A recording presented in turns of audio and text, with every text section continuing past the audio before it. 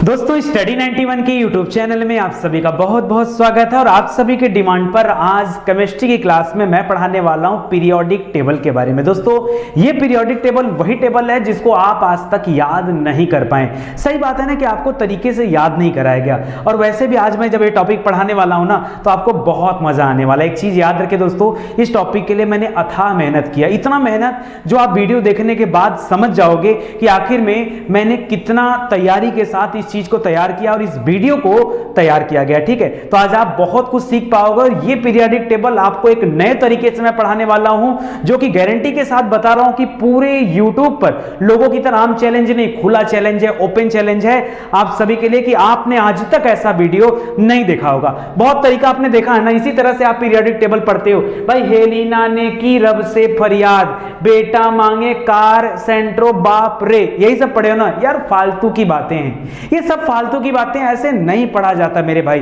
फिर ऐसे नहीं पढ़ते हैं तो इसको पढ़ते कैसे? एक बार आप पूरे वीडियो को देखो, आपको इतना मजा आने वाला है इस पीरियोडिक टेबल में कि आपको बिलीव नहीं होगा कि केमिस्ट्री का इतना बड़ा टॉपिक आपने चुटकियों में याद कर लिया और चुटकियों में समझ लिया। एक चीज और याद रखिए, हमारा एप्लीकेशन आ चुका है, तो आप प्ले स्टोर से जाके डाउनलोड कर सकते हैं और उसके माध्यम से आप अच्छे तरह से पढ़ाई भी कर सकते हैं। क्योंकि सिस्टमेटिक अगर आपको पढ़ाई करना है तो हमारे ऐप को डाउनलोड करना ही होगा।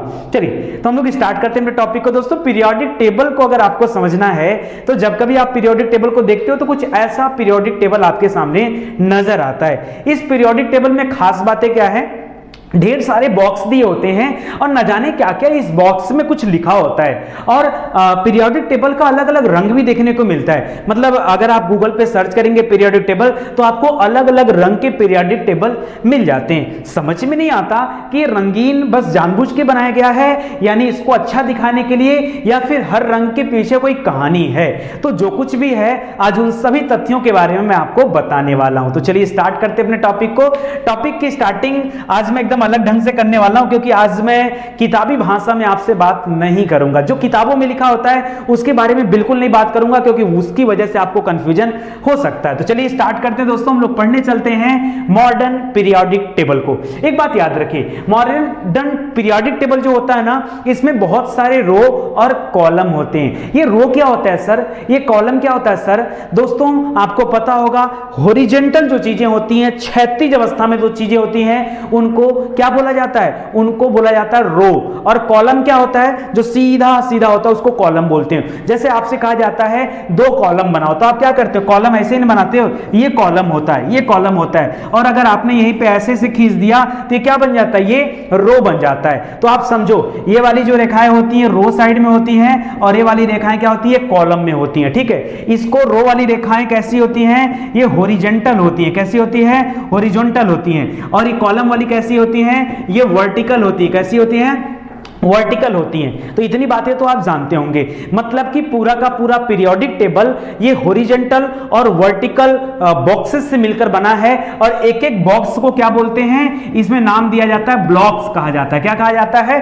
उस बॉक्स का नाम क्या दिया जाता है? ब्लॉक्स कहा जाता है। दोस्तों एक बार आप वीडियो देख लो, बहुत मजा आने वाला, बहुत मजा आने वाला है। सुनो, कह रहा है ये रंगीन पीरियोडिक टेबल क्या होता है, या इतना रंगीन क्यों होता है? क्या रंगों का कोई खास मतलब होता है, या फिर रंगों को केवल सजावट के लिए यहां पे दर्शाया गया? उसके बारे में आज हम बात करेंगे। दोस्तों इस पीरियोडिक टेबल में इतनी छोटी छोटी बातें छिपी होती हैं कि जिनके बारे में आप सोच भी नहीं सकते हो। आपके सामने पीरियोडिक टेबल आता है लेकिन कभी आपने ध्यान से देखा नहीं। आज मैं आपसे हर बारीकियों के बारे में चर्चा करूंगा, हर बारीकियों के बारे में चर्चा करूंगा जो आपने अपनी आंखों से आज तक नहीं देखा। मैं उन बारीकियों के बारे में भी चर्चा करने जा रहा हूं। थोड़ी सी बातें और सुन लीजिए। कह रहा मैं आपको औरों की तरह इस तरह से नहीं पढ़ाऊंगा कि रब ने क्या कि हेलिना ने की रब से फरियाद, बेटा मांगे कार सेंट्रो बाप रे, ये सब मैं आपको नहीं पढ़ाने वाला हूं। एकदम डिफरेंट तरीके से मैं आपको पढ़ाने वाला हूं और एक एक बारीकियों के बारे में बताने वाला हूं। तो चलिए स्टार्ट करते हैं अपने टॉपिक को। दोस्तों मैंने अभी कवर पेज पे लिखा था कि आपको मैं बताऊंगा एक मैजिक नंबर के बारे में। ये मैजिक क्या है? क्या है मैजिक? पूरे पीरियोडिक टेबल का सार है, निचोड़ है। जी हां, ये मैजिक नंबर अपने आप में निचोड़ है। मैं ऐसा नहीं कर रहा हूं कि इस मैजिक नंबर को मैंने बनाया है, लेकिन हां इस कहानी का पूरा आधार, पूरा बेस मैजिक नंबर ही है। मैजिक नंबर के आधार पर आप पूरे के पूरे इस कहानी को पता कर सकते हो कि कैसे आखिर में मैजिक नंबर के आधार पर पीरियोडिक टेबल काम करता है। अगर आपको सीखना है मैजिक नंबर के बारे में, जो कि क्या है 2 8 8 8 8 दो बार है, 18 18 दो बार है, फिर 32 2 8 8 18 18 32, तो याद रखेगा 2 8 8 18 18 32, ये हमारा मैजिक नंबर है। इसी मैजिक नंबर पर पूरा पीरियोडिक टेबल बेस्ड है। आप नहीं जानते होंगे शायद, लेकिन सुनते चलिए मेरी बात। लिख रहा है कि ये पीरियोडिक टेबल जो हम देख रहे हैं, हमने देखा कि इसको सबसे पहले पीरियोडिक टेबल को किसने बनाया था, तो उस वैज्ञानिक का नाम है मोजिले। क्या नाम है? मोजिले नाम के व्यक्ति ने सबसे पहले इस पीरियोडिक टेबल को बनाया। तो हमारे एग्जाम के लिए पहला क्वेश्चन आप इसको याद रखिए। दूसरा है कि पीरियोडिक टेबल में जिनको भी रखा गया है, यानी जितने भी तत्व हैं, इनको जिन जिन चीजों को इसमें रखा गया है उनको एटॉमिक नंबर के आधार पर रखा गया है। एटॉमिक नंबर को हिंदी में परमाणु क्रमांक कहते हैं। क्या कहते हैं? परमाणु क्रमांक। तो परमाणु क्रमांक के आधार पर इसको रखा गया, यहां पे चीजों को सेट किया गया है, ठीक है करा। और एक पर्टिकुलर इंटरवल के बाद, यानी हर एक पर्टिकुलर इंटरवल के बाद एक ऐसे एलिमेंट आते हैं जो अपनी प्रॉपर्टी को रिपीट करते हैं। नहीं समझे आप ना? अभी मैं आपको पीरियोडिक टेबल दिखाता हूं और बताता हूं कि कैसे कोई प्रॉपर्टी अपने आप को रिपीट कर रही है, ठीक है, उसके बारे में बताता हूं। दोस्तों एक ऐसा मैजिक नंबर है जो पूरे पीरियोडिक टेबल की जान है। सुनिए ध्यान से, इस नंबर के बारे में आपको कहानी बताता हूं। दोस्तों पीरियोडिक टेबल तो आप सभी ने देखा होगा।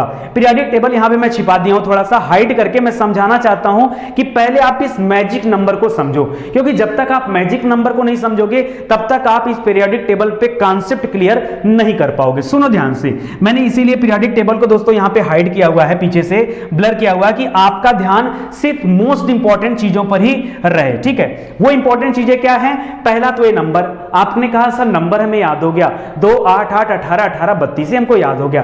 देखिए दोस्तों अगर मैं बात करूं हीलियम की, हीलियम का नाम तो सुना होगा ना। सुनो एक चीज और याद रखो, अगर मैं बात करूं ऐसे वाले किसकी कॉलम की बात करूं तो सॉरी रो की बात करूं तो रो की संख्या कितनी होती है दोस्तों? कुल 7 होती है। मतलब ऐसे करके, अगर ऐसे देखो, एक रो होता है, 2 रो होता है, 3 रो होता है, 4 होता है, 5 होता है, ऐसे 7 होता है। अगर मैं कॉलम की बात करूं तो कॉलम की संख्या कितनी होती है दोस्तों? यहां पर कुल कॉलम होते हैं 18। कितने कॉलम होते हैं? 18। 18वें कॉलम को जीरो कॉलम भी कहा जाता है। आपके एग्जाम के लिए दूसरा महत्वपूर्ण प्रश्न, दूसरा नहीं तीसरा महत्वपूर्ण प्रश्न। पहला मैंने बताया कि पीरियोडिक टेबल बनाया किसने? मोजिले ने बनाया। यहां पर रो की संख्या कितनी होती है? 7 रो बने होते हैं। कैसे होते हैं? जो रो होते हैं हॉरिजॉन्टल होते हैं ना, ये 7 रो होते हैं। कितने होते हैं? 7 रो होते हैं। पट्टी गिनोगे ना, 1 2 3 4 5 6 7 होते हैं। और यहां पर देखेंगे, अगर ऐसे ऐसे गिनेंगे, लंबे लंबे वर्टिकली गिनेंगे, तो इनकी संख्या कितनी होती है? 18 होती है। तो याद रखें 18 वाले को ही जीरो कॉलम भी कहा जाता है। मैं सीधे 18वें नंबर पर आकर के आपको कुछ चीजें सिखाना चाहता हूं और बताना चाहता हूं। दोस्तों यहां पे लिखा हुआ हीलियम, आप परमाणु क्रमांक जब पढ़ते हो पहले नंबर पे हाइड्रोजन आता है। संजोग देखिए, हाइड्रोजन यहां पे होता है, पहले वाले कॉलम में है, ठीक है। और ये भी पहले वाले रो में ही आता है, पहले वाले रो में ही आता है हीलियम, लेकिन ये एकदम लास्ट में लिखा हुआ है। भाई ये लास्ट में क्यों है उसका रीजन भी मैं आपको बताऊंगा, लेकिन पहले आप मेरी बात सुनिए। दोस्तों यहां पर हीलियम जो है ना, हीलियम का परमाणु क्रमांक कितना होता है? 2। मैजिक नंबर कहता है कि सबसे पहले क्या आएगा? 2 आएगा। 2 इलेक्ट्रॉन बेस्ड यहां पे आएगा, 2 आ गया। अगर इसी 2 में आप अगला वाला संख्या लाके ऐड कर दीजिए तो 8 और 2 मिलकर कितना हो जाएंगे? 10। तो दोस्तों 10वां वाला नंबर यहां पे आ जाएगा। मतलब यहां पे कुछ नहीं किया है, 2 में ला करके 8 जोड़ दिया है। क्या कर दिया? 8 जोड़ दिया है। तो 8 2 10 हो गया। 10वें नंबर पे कौन सा आता है? नियान। ये 10 जुड़ गया। फिर से कह रहा है कि एक बार और 8 जोड़ दीजिए, जो उत्तर आया उसी में 8 जोड़ दीजिए। तो 10वें पे नियान है, उस 10 में फिर से मैंने 8 जोड़ दिया तो 18 आ गया। 10 में मैंने फिर से 8 जोड़ दिया तो कितना आ गया? 18 आ गया। तो देखिए यहां पर हीलियम नियान 10वें पे है और आर्गन जो होता है वो 18वें नंबर पे आता है। उसका परमाणु क्रमांक 18 होता है। आर्गन के बारे में आप सभी ने सुना होगा, कभी कभी परीक्षा में प्रश्न आता है कि भाई ये जो बिजली के बल्ब होते हैं इसमें कौन सी गैस भरी होती है? तो हम कहते हैं भाई आर्गन गैस भरी होती है। क्या होती है? आर्गन। और पता है ये सभी अक्रिय गैस हैं, इनको नोबेल गैस भी कहा जाता है, इनको इनर्ट गैस भी कहा जाता है। क्यों? क्योंकि ये इसका ऊर्जा स्तर जो होता है वो फुल होता है। क्यों फुल होता है, कैसे फुल होता है वो मैं भी आपको बताऊंगा। थोड़ा सा वेट दीजिए, मेरे अकॉर्डिंग पढ़ेंगे तो आपको चीजें अच्छे से समझ में आ जाएंगी, ठीक है। फिर देखिए मैजिक नंबर कहता है कि इसका मतलब है कि अगले बार हम 18 ऐड करने वाले हैं। जी हाँ, यानी आर्गन 18वें नंबर पे है तो 18 में यदि 18 और ऐड कर दिया जाए तो क्या आ जाएगा, 36 आ जाएगा। तो याद रखिए यहां पर ये क्रिप्टॉन आता है, ये 36वें नंबर पर है। फिर आप कहोगे यानी दोबारा सर 18 ऐड करना है, क्योंकि मैजिक नंबर कहता है कि 18 ही ऐड करना है। तो 36 में 18 ऐड करिए तो 54 आ जाएगा। 54 नंबर पे जेनान आता है। क्या आता है, जेनान आती है, वो भी एक अक्रिय गैस है। ठीक है, उसके बाद क्या आता है, उसके बाद आपको ऐड करना 32। तो 54 में 32 और ऐड कर दीजिए। तो 32 कैसे ऐड करेंगे, 54 10 64 10 74 10 84 2 86। तो 86 वाले पे कौन सा आता है, रेडॉन आता है। दोस्तों रेडॉन से भी एक प्रश्न पूछा जाता है आपसे परीक्षा में कि कभी अगर सुनामी आने वाली है, कभी मान लीजिए भूकंप आने वाला है, ज्वालामुखी फटने वाली है, तो ऐसे में वायुमंडल में एक गैस की मात्रा बढ़ जाती है। कौन सी गैस की मात्रा, रेडॉन गैस की मात्रा बढ़ जाती है, वो यही रेडॉन गैस होती है। ठीक है, तो आप इसको याद रखिए।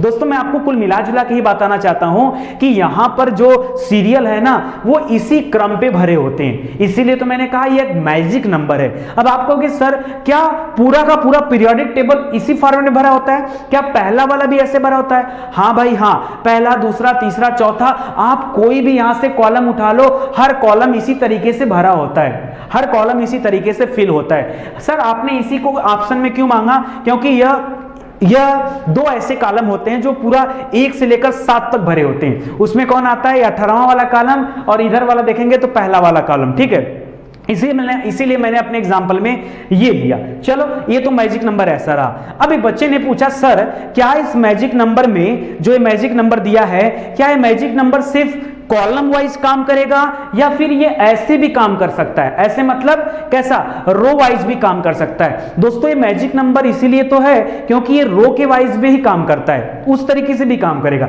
सर एक बार दिखा देते तो बड़ा मजा आ जाता। चलिए आइए देखते हैं, घबराते क्यों हैं। पहले मैंने आपको 2 बातें जो सिखाई थी उनको याद कर लीजिए। दोस्तों ये जो लंबी लाइनें होती है ना, ये लंबी लाइनें जैसे यहां पर 1 है 2 3 4 5 6 7, तो मैंने बताया था कि 7 कुल मिला के कॉलम कहा जाता है इनको। ये वर्टिकल होते हैं, इनको कॉलम कहा जाता है। केमिस्ट्री की भाषा में दोस्तों कॉलम के अलावा इनका एक और नाम है, वो कहते हैं पीरियड। क्या बोलते हैं, पीरियड बोलते हैं। ठीक है, क्या आप याद रख सकते हो, इसका कॉलम के अलावा एक और नाम है पीरियड, याद रखेंगे?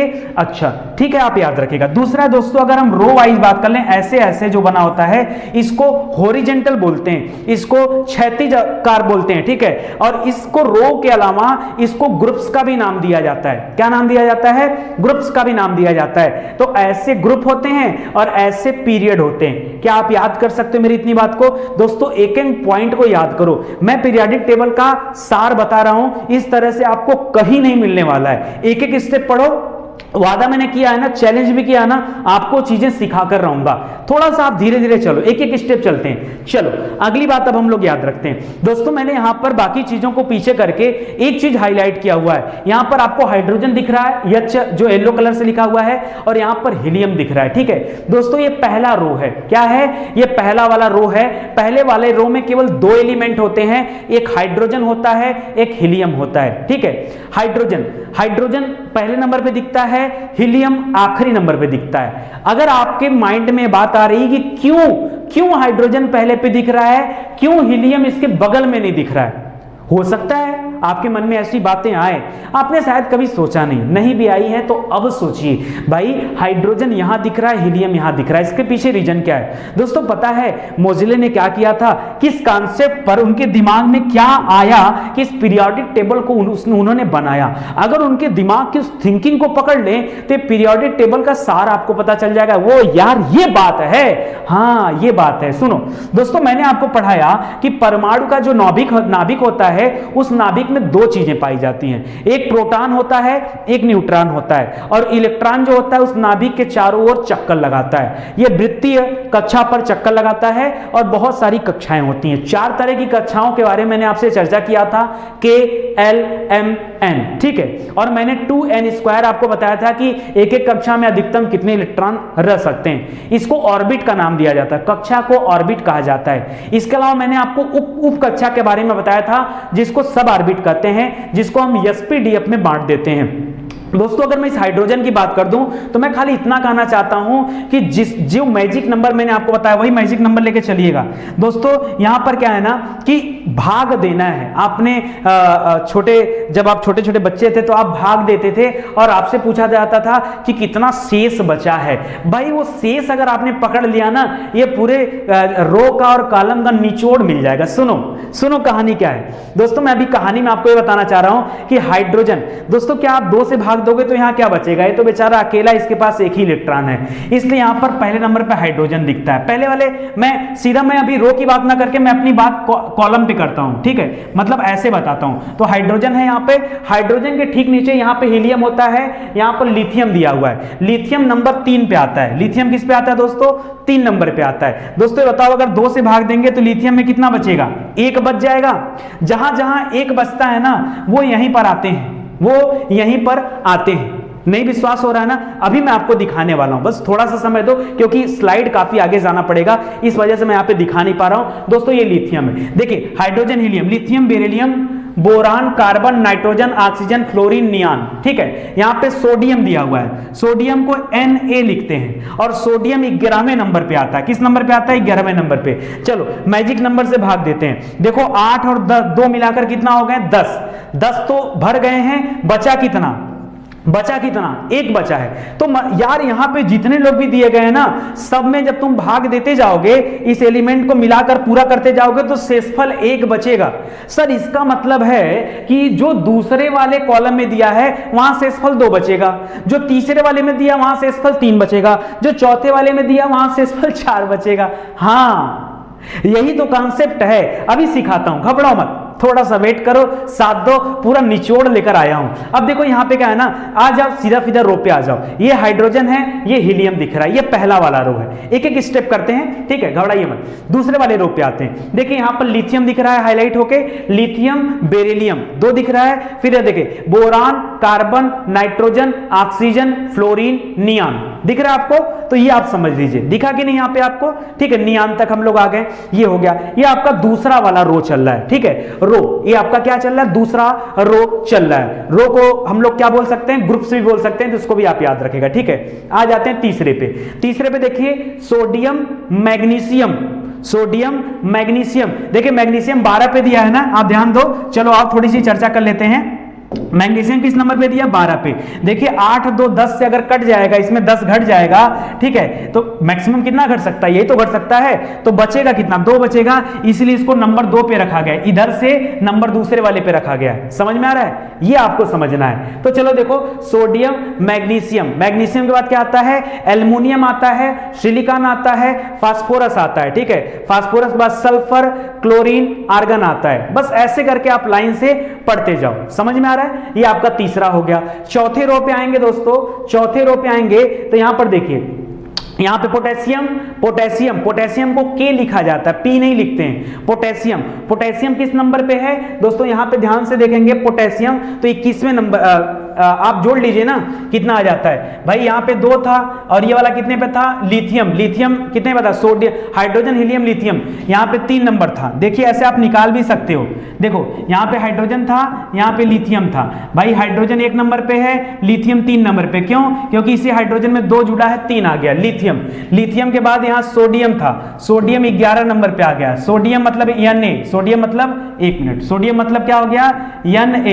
1 मिनट यार, ये तो काम नहीं कर रहा मार्कर। सोडियम मतलब Na, ये था 11वें नंबर पे। कैसे? तो यही 8 2 10, 8 2 10 जब जुड़ गया तो ये इसका 1 आ गया। भाई 10 जुड़ा है प्लस ये पहला वाला कॉलम है तो 1, तो 11 नंबर पे हो गया, ठीक है, ये 11 हो गया।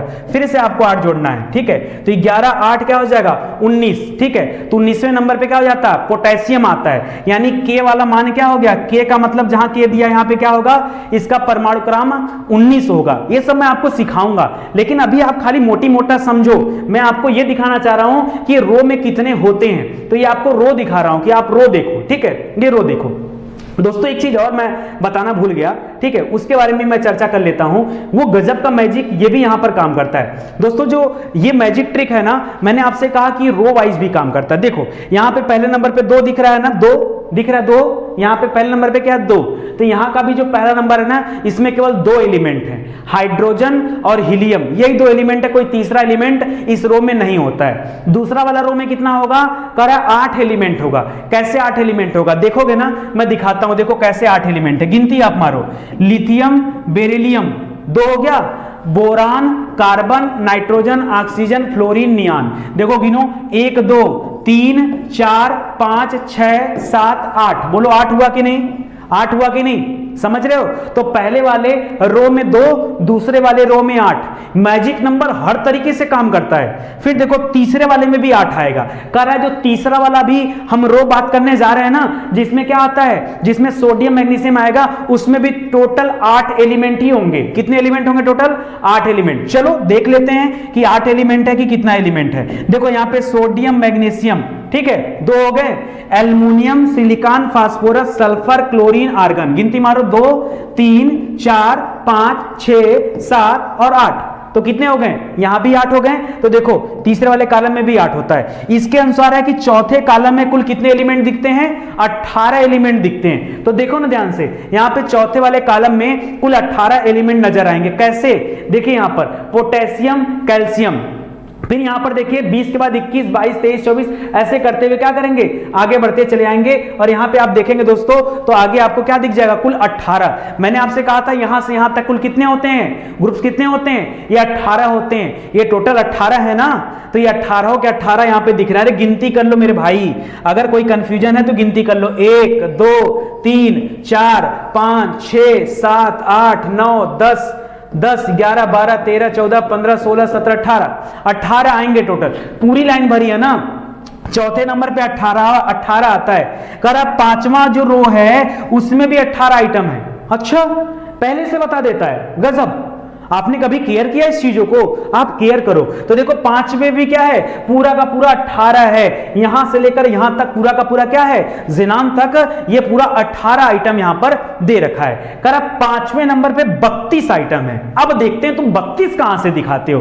तो कर अब 5वें, सॉरी कितने नंबर पे, ये 5 हो गया ना, 1 2 3 4 5वें पे 18, 6वें पे 32 आइटम है। चलो देखते हैं 6वें नंबर पे कितना आइटम ये दिखाते हैं। ये देखो 6वें पे 32, भाई 18 तो यहां से यहां तक पूरा हो गया, जिसमें लास्ट में रेडॉन आता है, रेडॉन गैस, ये 18 आपका पूरा हो गया। और नीचे से एक यहां पर और पट्टी यहां पे जो लास्ट में दिखती है ना, इस पीरियोडिक टेबल से अलग। क्यों, क्योंकि दोस्तों यहां पे क्या, उस पीरियोडिक टेबल से अलग इसलिए किया गया क्योंकि ये जो है बाद में लाके जोड़े गए, ये बाद में लाके जोड़े गए, इस वजह से इसको पीरियोडिक टेबल से अलग कर दिया गया। ठीक है, तो ये हो जाते हैं 18 19 20 21 22 23 24 25 26 27 28 29 30 31 और 32, तो ये 32 हो जाते हैं। दोस्तों यहां पर एक एलिमेंट है, ठीक है, जिसको लेंथोनाइट बोलते हैं, उसी लेंथोनियम होता है वो, उसी लेंथोनियम की प्रकृति का ये है, इसीलिए इसको लेंथोनाइट्स भी कहा जाता है। अभी आगे इसकी भी कहानी मैं आपको बताता हूं। एक चीज मुझे थोड़ा सा कंफ्यूजन हो रहा है, मेरे सामने जो कैमरा चल रहा है इसके माध्यम से मैं ये नहीं पता कर पा रहा हूं कि यहां पे आपको क्लियरिटी दिख रही है कि नहीं दिख रही, क्योंकि अगर क्लियरिटी नहीं दिखेगी तो बड़ा दिक्कत हो जाएगा आपको समझने में। फिर भी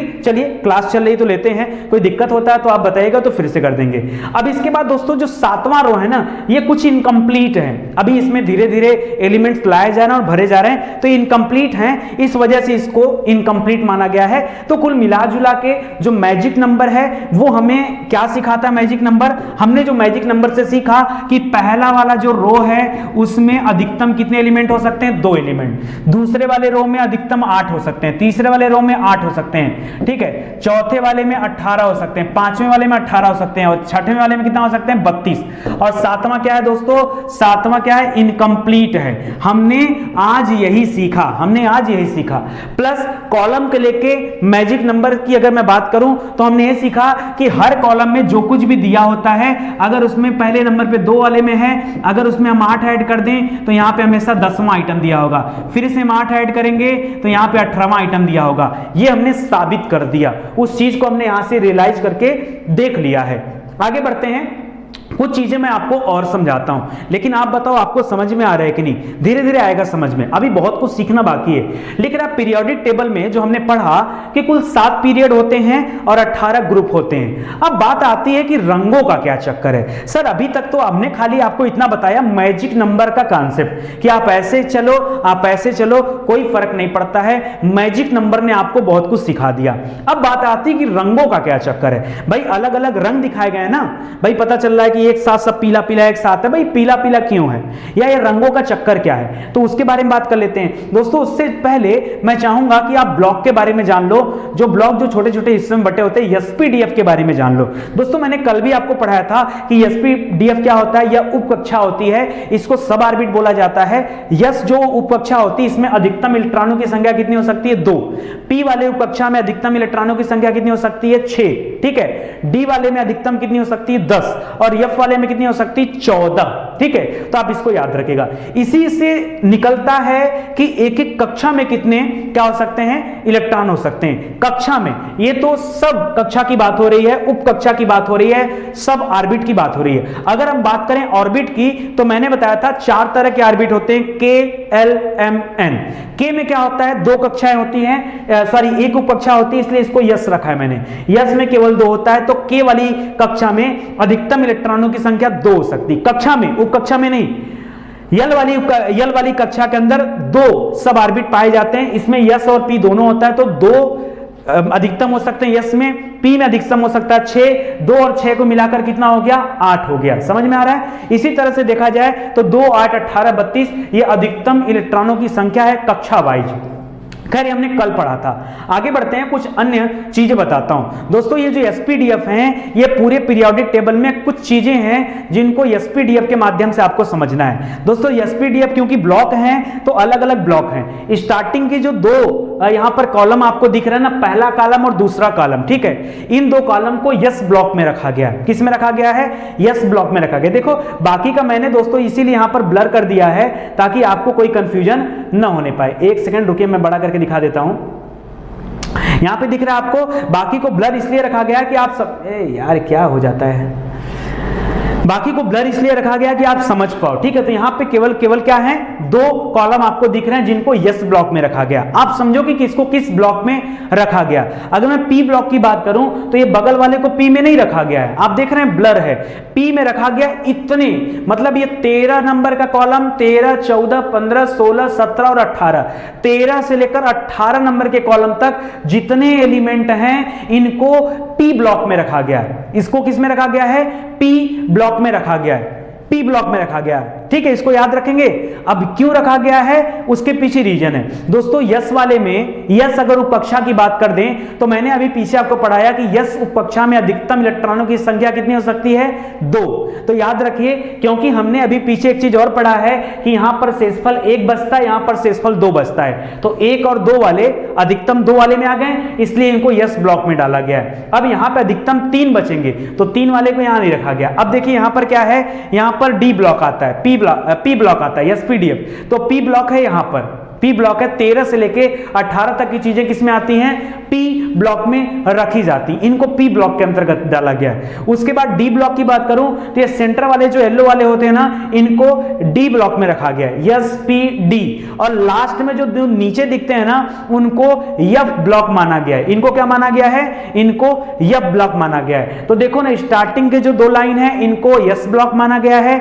इधर 13 से लेकर 18 तक के जो हमारे सीरीज हैं, ग्रुप हैं, इनको क्या माना गया है? इनको पी ब्लॉक माना गया है। बीच वाले को, सेंटर वाले को डी ब्लॉक माना गया है और नीचे वाले को एफ ब्लॉक कहा जाता है। आगे बढ़ते हैं और ब्लॉक से अब आगे चल के और भी चीजें बढ़ते हैं दोस्तों। मैं आपको सिखाने जा रहा हूं कि यहां पर जो यस ब्लॉक है, एक कलर का मतलब क्या है। आप देख पा रहे होंगे इधर जो है कैमल ब्राउन कलर है और यहां पर जो हल्का सा ग्रीन कलर दिख रहा होगा। ठीक है, तो ये कलर क्यों दिए गए भाई? अलग अलग अलग पीरियोडिक टेबल में अलग अलग कलर दिया जा सकता है, लेकिन याद रखिए कभी भी लिथियम का कलर जो होगा वही सोडियम का कलर होगा, वही पोटेशियम का होगा, वही रुबेडियम का होगा, और वही क्या होगा, अलग अलग फ्रेंसियम वगैरह का कलर भी सेम होगा।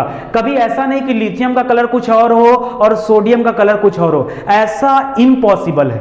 मैं आपसे कहना चाहता हूं कि यहां पे जो कलर की बात कर रहा हूं ना, मैं कहना चाहता हूं कि इनका कलर हमेशा एक जैसा होगा, ये कभी बदल नहीं सकता है, और इनका कलर एक जैसा होगा, ठीक है, ये पूरी पट्टी एक जैसी होगी। इसका मतलब क्या है, लिख रहा है दोस्तों यस ब्लॉक के अंदर दो तरह के रंग आपको दिखाई दे रहे होंगे। दोस्तों इसमें से जो पहला वाला ब्लॉक है, पहला वाला ये जो रंग दिख रहा है, इसको बोलते हैं एल्कलाई मेटल्स। क्या बोलते हैं? Alkali metals. एल्कली मेटल्स कहा जाता है। एल्कली मेटल्स को हिंदी में कहा जाता है क्षारीय धातुएं। क्या कहा जाता है? क्षारीय धातुएं। देखिए परीक्षा में जो प्रश्न पूछता है ना, वो यहां से पूछता है आपसे। क्या प्रश्न पूछता है? सुनिएगा दोस्तों, क्षारीय धातुओं की खासियत होती है कि बहुत मुलायम होती हैं। ये इतनी मुलायम होती हैं कि इनको चाकू से काटा भी जा सकता है, क्योंकि ये धातुएं हैं, और धातु की खासियत होती है कि धातुओं के अंदर चमक होता है। कैसे याद करेंगे? सोना क्या है? धातु है। चांदी क्या है? धातु है। क्या सोने चांदी के अंदर चमक नहीं होती है? होती है।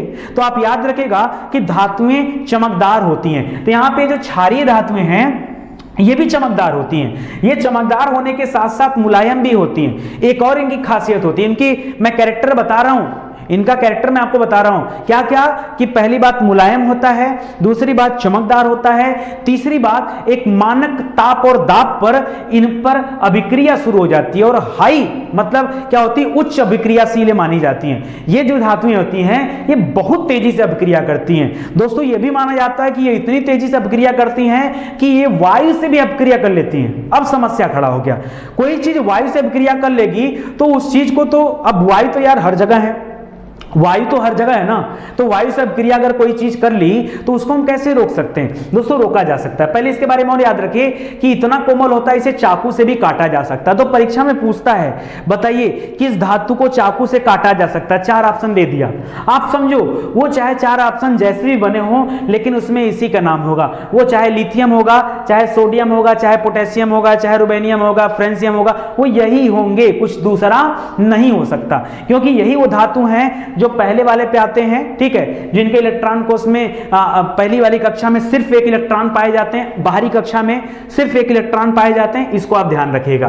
कह रहा है कि अभिक्रियाशील भी होते हैं, तो ये वायु के साथ अभिक्रिया कर लेते हैं, इसीलिए इनको तेल आदि में रखा जाता है। तो फिर एक प्रश्न बनता है आपसे परीक्षा में कि सोडियम को कहां रखा जाता है? तो आप पढ़ते हो मिट्टी के तेल में रखा जाता है, पढ़ते हो ना, ऐसा समझो मुद्दा यहां पे था। दोस्तों मिट्टी के तेल में सोडियम को नहीं, पोटेशियम को भी रखा जाता है, लिथियम को भी रखा जाता है। तो आप अपना कॉन्सेप्ट क्लियर कर लीजिए, ठीक है, क्योंकि ये बहुत तेजी से अभिक्रियाशील होती हैं, इसलिए इनको तेल के अंदर रखना पड़ता है ताकि वायु से अभिक्रिया न कर पाए, ठीक है। अब जब इतनी अभिक्रिया करती हैं तो वायुमंडल में मुक्त अवस्था में भी नहीं प्राप्त होती हैं, ठीक है, इनका निर्माण किया जाता है या इनको अलग से लाया जाता है। तो एल्कलाई मेटल्स आप याद रखेगा, एल्कली, एल्कलाई बार बार निकलता है, एल्कली मेटल से याद रखेगा। दूसरा जो ग्रीन वाला है दोस्तों, इनको यस ब्लॉक में जो हरे रंग की पट्टी में यहां पर दिख रहा है, इसको एल्कलाइन अर्थ मेटल्स बोला जाता है। हिंदी में क्षारीय पार्थिव धातुएं कहा जाता है। थोड़ा सा अंतर है, ये हाई मतलब बहुत ज्यादा अभिक्रियाशील नहीं होती हैं, थोड़ी सी कम चमकदार होती हैं, और इन पर कोई ताप का बहुत ज्यादा प्रभाव नहीं पड़ता। ये 2-3 मुद्दा है। तो इसीलिए पुराने समय में जो रसायन वैज्ञानिक थे वो इसे मृदा का रूप मानते थे, खास करके क्षारीय मृदा का रूप मानते थे, क्योंकि इनके गुण उस क्षारीय मृदा से मिलते जुलते थे। तो यहां पर जो दूसरे वाले में दिया है, जैसे बेरिलियम हो गया, सब मिट्टी से संबंधित हैं।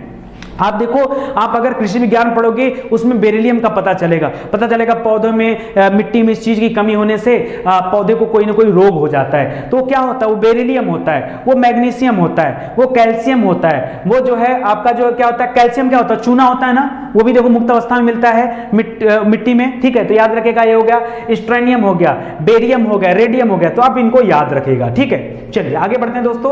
अब आगे बढ़ते हैं पी ब्लॉक में आते हैं, क्योंकि हम जानते हैं कि पी ब्लॉक लास्ट में दिखता है, यस ब्लॉक पहले दिखता है, पी ब्लॉक लास्ट में दिखता है। अब देखो पी ब्लॉक में 4 कलर दिए हैं, एक तो ये वाले कलर हैं, ठीक है, जो आपको क्रीम कलर दिख रहे होंगे, एक गुलाबी वाला रंग दिख रहा होगा, एक आसमानी रंग दिख रहा होगा, एक रेड कलर दिख रहा होगा। ये 4 रंग यहाँ पे दिखते हैं और चारों रंग की अपनी अपनी विशेषता है। अब देखो यहाँ पे जो पहला वाला मैं लेता हूं, ये जो क्रीम कलर दिख रहा है, इसकी विशेषता लेता हूं, जिसमें यहाँ पर एल्युमिनियम दिख रहा है। ठीक है, तो ये इसकी विशेषता क्या है सुनिए दोस्तों, इसको पोस्ट ट्रांजिशन मेटल्स कहा जाता है। ये पोस्ट ट्रांजिशन मेटल्स क्या होता है दोस्तों, इसको हिंदी में संक्रमणोपरांत धातु कहा जाता है। एक्चुअली क्या है ना, इसके ठीक पहले जो धातुएं हैं उनको भले ही डी ब्लॉक में रखा गया है, क्योंकि यस में इनको, पी में इनको रखा गया है, उसको डी ब्लॉक में रखा गया है। हम लोग आम बोलचाल की भाषा में एसपीडीएफ बोलते हैं, इसलिए मैंने सीक्वेंस में एसपीडीएफ रखा है। तो पहले मैंने एस पढ़ाया, अब मैं पी पढ़ा रहा हूं। डी वाली ब्लॉक की जो धातुएं हैं वो संक्रमण वाली धातुएं हैं। संक्रमण माने बहुत तेजी से संक्रमण करती हैं, और ये संक्रमण के ठीक बाद वाली धातुएं हैं, इसलिए इनको पोस्ट ट्रांजिशन कहा गया। उसको ट्रांजिशन मेटल्स कहा जाता है, इसको पोस्ट ट्रांजिशन मेटल्स कहा जाता है। एक और चीज बता दूं जिस पे आपका ध्यान नहीं जाता है, अगर मैं सबसे स्टार्टिंग की बात करूं, सबसे स्टार्टिंग में जहां पे अभी मैंने आपको पहला वाला आपको कॉलम पढ़ाया था, क्या हो रहा है, कभी कभी बोर्ड भी हमारी पेशेंस की परीक्षा लेने लगता है। हाँ, मैंने बड़ा मेहनत करके दोस्तों इस टॉपिक को तैयार किया है, उम्मीद है आपको बड़ा ही अच्छा लगेगा और बड़ा मजा आ रहा होगा। थोड़ा सा टिपिकल नजर आ सकता है बट है नहीं। अगर लगता है आपको टिपिकल ना, आप इस वीडियो को 2 बार देखो, आपको और भी ज्यादा मजा आएगा। पता दोस्तों, स्टार्टिंग में मैंने जब आपको पढ़ा रहा था तो मैंने बताया आपको एल्कली मेटल्स के बारे में, जिसको क्षारीय धातु कहा जाता है, और वो सबसे ज्यादा अभिक्रियाशील होती है, सबसे ज्यादा चमकदार होता है, इतना चमकदार चाकू से काट के अलग कर दो, मतलब बहुत ही स्टैंडर्ड वे में होता है। जैसे जैसे इस पीरियोडिक टेबल में हम आगे की तरफ बढ़ते हैं दोस्तों, जैसे जैसे पीरियोडिक टेबल में हम आगे की तरफ बढ़ते हैं, ठीक है, क्या होता है पीरियोडिक टेबल में, हम मेटल से नॉन मेटल की तरफ बढ़ते हैं। पता है आप ये मेटल से अब धीरे धीरे आप नॉन मेटल की तरफ आ जाओगे। ये पता है नीले वाले जो दिख रहे हैं ये नॉन मेटल आइटम है। सबसे स्टार्टिंग में मेटल आइटम दिखते हैं, सबसे लास्ट में जाएंगे तो नॉन मेटल हो जाएंगे, और एकदम लास्ट में चले जाएंगे तो नोबेल गैस आ जाएगा। क्या आ जाएगा? नोबेल गैस आ जाएगा। नोबेल गैस अक्रिय गैस आ जाएगा। ठीक है, तो आप उसको भी याद रखिए। तो ये जो पोस्ट ट्रांजिशन होते हैं ना, ये संक्रमणोपरांत धातु होते हैं। इसके बारे में आगे हम लोग डिस्कस किया जाएगा। इसके बाद दोस्तों जो ये आपको ये वाला रंग दिख रहा है, ठीक है, ये आपको गुलाबी रंग जो दिख रहा है इसको मेटालाइट बोलते हैं। क्या बोलते हैं? मेटालाइट बोलते हैं। मेटालाइट की खासियत होती है ना, क्योंकि अब देखो ये मेटालाइट मेटल और नॉन मेटल के बीच में है। ये मेटालाइट ये मेटल और नॉन मेटल के बीच में है। इसका मतलब क्या है कि दोस्तों इसके अंदर मेटल और नॉन मेटल दोनों के गुण पाए जाते हैं। मेटल और नॉन मेटल दोनों के गुण पाए जाते हैं, इसीलिए दोस्तों इनको मेटालाइट कहा जाता है। आपसे परीक्षा में प्रश्न पूछता है सिलिकॉन, जर्मेनियम, नाम सुना है ना, ये सब जो है अर्धचालक के रूप में प्रयोग किए जाते हैं, क्योंकि यह ना तो पूरी तरह से मेटल होते हैं और ना तो पूरी तरह से नॉन मेटल होते हैं। तो याद रखिए, जैसे बोरान हो गया, सिलिकॉन हो गया, जर्मेनियम हो गया, आर्सेनिक हो गया, ठीक है, पोलोनियम हो गया, ये सब क्या, ये सब नॉन मेटल, ये सब मेटालाइट होते हैं, नॉन मेटालिक नहीं, ये सब मेटालाइट होते हैं। क्यों? क्योंकि ये पूरी तरह से मेटल भी है और पूरी तरफ से नॉन मेटल भी नहीं है, दोनों नहीं है, दोनों के बीच के होते हैं। तो इसमें दोनों तरह की विशेषताएं पाई जाती हैं। आगे बढ़ते हैं। नॉन मेटल, ये ब्लू रंग से जो दिख रहे हैं ये नॉन मेटल कहे जाते हैं। क्या कहे जाते हैं? नॉन मेटल, यानी सीधा सीधा बोलो अधातु। क्या बोलते हैं? इनको अधातु कहा जाता है, नॉन मेटल कहा जाता है। वैसे अधातु की कोई परिभाषा नहीं दी गई, जिस तरह से बुरे व्यक्ति की कोई परिभाषा नहीं होती है। बुरे व्यक्ति की परिभाषा ही है कि जो व्यक्ति अच्छे कार्य नहीं करता वो बुरा है। बुरे व्यक्ति की कोई परिभाषा नहीं हो सकती ना, तो जो व्यक्ति अच्छा कार्य नहीं करता उसे बुरा कहते हैं। उसी प्रकार से यहां पर अधातु की कोई अलग से परिभाषा नहीं है। जो धातु का जो विशेषता होता है उसके अपोजिट एकदम जो विशेषताएं होती हैं वो अधातु की होती हैं। तो धातु हमने देखा कि मुलायम होती हैं, इसमें कठोरता आ जाएगी। वो चमकदार होती हैं, ये कम चमकदार होती हैं। चमकदार होने के साथ साथ तो विद्युत और उष्मा दोनों की सुचालक होती हैं। ये विद्युत उष्मा के कुचालक माने जाते हैं। थोड़ा बहुत सुचालकता आती कहीं कहीं पर, नहीं तो कुचालक होते हैं। तो यही सब इनकी चीजें हैं। दोस्तों धातुओं में घनत्व तो ज्यादा होता है, यहां पर घनत्व क्या होता है? अधातुओं में घनत्व तो बहुत कम होता है। दोस्तों वहां पर क्वथनांक और गलनांक का प्रभाव काफी ज्यादा होता है, यहां पर इन दोनों का प्रभाव काफी कम पड़ता है। जब ये पूरी तरह से मेटल में है, ठीक है, नॉन मेटल्स है, मेटल नहीं, जब ये पूरी तरह से नॉन मेटल है, अधातु है, तो फिर ये इसके अंदर क्या होगा? गलनांक और क्वथनांक का से काफी कम होता है। ठीक है, कर अधातुओं की इलेक्ट्रॉन बंधुता क्या होती है, सर्वाधिक होती है, लेकिन अक्रिय गैस क्या होती है, इसके अपवाद माने जाते हैं। चलिए आगे बढ़ते हैं। नोबेल गैस, अक्रिय गैस, इनर्ट गैस जिसे कहते हैं, उसके बारे में जान लीजिए।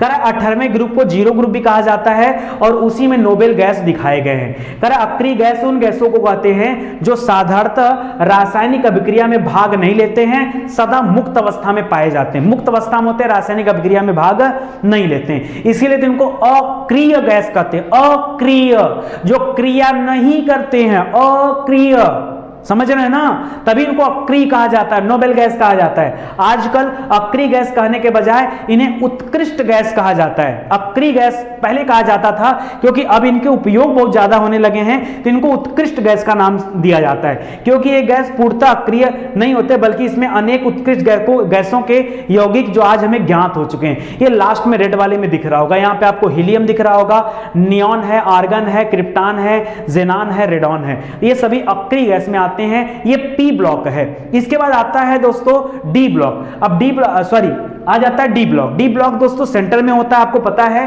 तो इसको ट्रांजिशन मेटल्स कहते हैं, इसको संक्रमण धातु कहा जाता है। क्यों? क्योंकि इसके अंतिम कक्षा में इलेक्ट्रॉन हमेशा प्रवेश करते रहते हैं। तो ये जो होते हैं, ये 3 नंबर से लेकर 12 नंबर तक का जो ग्रुप होता है, इसको किस में रखते हैं, या इस ब्लॉक में रखते हैं, डी ब्लॉक में, ठीक है, सॉरी एसपीडीएफ, ठीक है, एसपीडीएफ, ठीक है, ये डी वाले ब्लॉक में रहते हैं। समझ में आ गया ना? तो याद रखिए, परीक्षा में पूछा जाता है कि किस ग्रुप से किस ग्रुप तक की चीजें डी ब्लॉक में रहती है, तो याद रखिए 13वें से 3 से लेकर 12वें तक, ठीक है। अच्छा, एक चीज और दोस्तों यहाँ पे मुझे बताना है आपसे, एक चीज और बताना है। देखिए यहाँ ध्यान दीजिए, यहाँ पर 2 अलग कलर के, सब पीला दिया हुआ है यार, ये 2 अलग कलर क्यों दिया गया है दोस्तों? इसको बाद में कलर दिया गया, इसको जो कलर दिया गया ना, ये कलर बाद में दिया गया। बाद में कुछ चीजों को ढूंढा गया जो कि जिनकी विशेषता इन दोनों से मैच करती थी, खास करके इन दोनों से। एक तो आपका लैंथोनियम है जो 57 नंबर पे आता है, परमाणु क्रमांक 57 होता है लैंथोनियम, और दूसरा है 89 नंबर पे आता है, 89 नंबर पे आता है, एक्टिनियम होता है। दोस्तों इन्हीं को मिला करके एफ ब्लॉक बनाया गया है। इसी से मैच करते हुए जो चीजें हैं उनको जुटा करके एफ ब्लॉक में लाया गया। तो आप देखिए, इससे मैच करती हुई चीजें हैं, तो ये जो आपका क्या था, लैंथोनियम था, उससे मिला, उसके प्रॉपर्टी के अनुरूप जितने लोग हैं, मतलब जिनकी क्वालिटी इससे मैच करती है, उनको लैंथोनाइट्स नाम दे दिया गया। क्या नाम दिया गया? लैंथोनाइट्स नाम दिया गया। और जिनकी क्वालिटी एक्टिनियम से मैच करता है, जिसका परमाणु क्रमांक कितना, 89, उनको यहां पे रख दिया गया, ठीक है, इनको एक्टोनाइट्स नाम दे दिया गया। परमाणु क्रमांक का क्या हुआ? क्योंकि इनका परमाणु क्रमांक 57 है, तो दोस्तों बगल वाले का चेंज कर दिया गया, 57 के बाद 58 नंबर यहां आता है।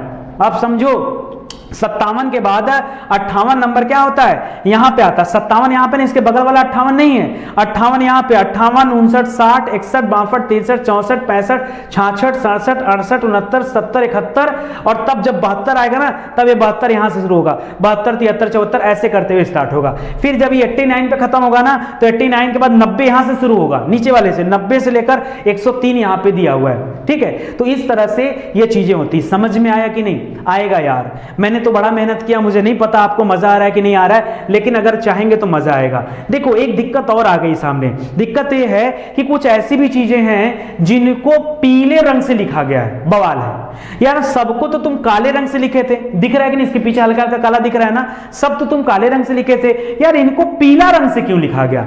दोस्तों हमारे इस पीरियोडिक टेबल में, मॉडर्न पीरियोडिक टेबल में जितने भी चीजों को पीला रंग से लिखा गया, जैसे कि हाइड्रोजन को पीला से लिखा गया, हो सकता है कैमरा कैच ना कर पा रहे हो। दूसरा है हीलियम, परमाणु क्रमांक 2, ये भी पीला से लिखा होता है। नीचे है नाइट्रोजन, ये भी पीला होता है। ऑक्सीजन को पीले से, फ्लोरीन को पीले से, नियान को पीले से। ये जितने को पीले रंग से लिखा गया है ना, ये गैस अवस्था में होते हैं। अगर आपसे परीक्षा में पूछे कि बताइए पूरे पीरियोडिक टेबल में कितने ऐसे तत्व हैं जो गैस अवस्था में पाए जाते हैं, तो देखिए यहां पर हाइड्रोजन गैस है, हीलियम गैस होता है, नाइट्रोजन गैस होता है, आप बताओ, ऑक्सीजन गैस होता है, फ्लोरीन गैस होता है, नियान गैस होता है, क्लोरीन होता है, क्लोरीन पानी को साफ करने के लिए इस्तेमाल किया जाता है, वो भी गैस होता है। आर्गन जो बल्ब में होता है वो भी गैस होता है, क्रिप्टॉन गैस में होता है, जेनान गैस में होता है, रेडॉन गैस में होता है, ज्वालामुखी भूकंप वाला जो बताया मैंने कि वायुमंडल में इसकी मात्रा बढ़ जाती है। तो ये वो गैसें हैं जो होता है। तो गिन लीजिए 1 2 3 3 3 6 6 3 9 1 10 1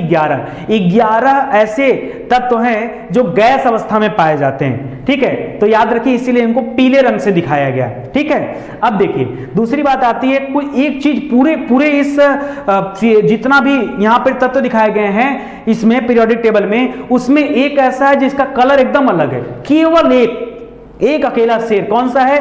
ब्रोमीन। ब्रोमीन का परमाणु क्रमांक होता है 35। कितना परमाणु क्रमांक होता है? 35। यार सब मत रटा करो, जो काम की चीजें हैं ना उसे पढ़ो। 35 परमाणु क्रमांक होता है। परमाणु क्रमांक किसका? ब्रोमीन का होता है। 17वें नंबर के ग्रुप में आता है। 17वीं लाइन है ना, क्योंकि इसके बाद अक्रिय गैसों की लाइन है, तो यहां पे आता है। तो याद रखिएगा ब्रोमीन जो है दोस्तों ये द्रव अवस्था में होता है, एकमात्र